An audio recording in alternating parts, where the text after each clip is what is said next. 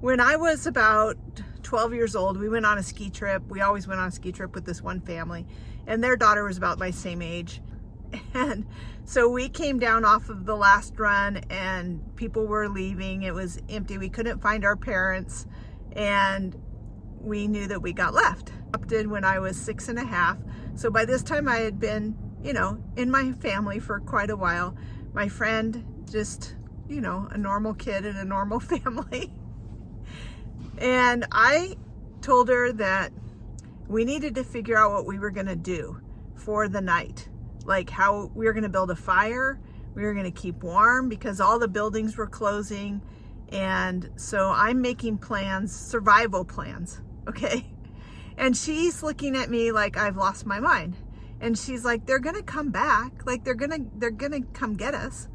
And I said, no, nobody's coming back. Like we got to figure this out. That mindset, like it wasn't fake. Like I wasn't like, oh, we'll have an adventure. Our parents are not going to come back. We'll pretend like we're going to survive.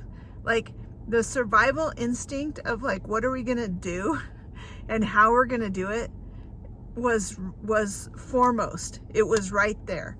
For a lot of adoptive parents, it looks like they don't care if we're here or not. They don't care if we left them. They don't care if a stranger picked them up or anything. But I think that when you realize like that was young childhood of being abandoned and neglected and abused and having to figure things out myself and not looking for a rescue. And my friend, as good-natured as she was, she went along with these plans, but I don't know what was going on in her brain because I only have my brain, and my brain was like, they're not coming back. And it reminded me when I was thinking about it today of those times before I was adopted when we were, my older brother and I were probably 4 or 5 years old, maybe younger, trying to figure out how to make a TV dinner when we didn't know how to work the stove, and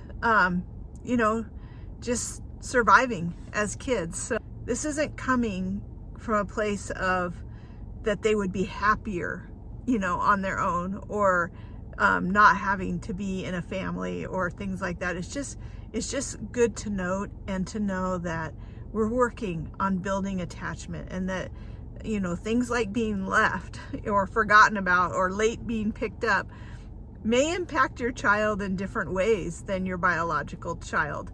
Insecure attachment brain, and how we have to really work to develop those attachments, and the difference between what I was experiencing without really any emotion and what my friend was experiencing. Thanks for listening.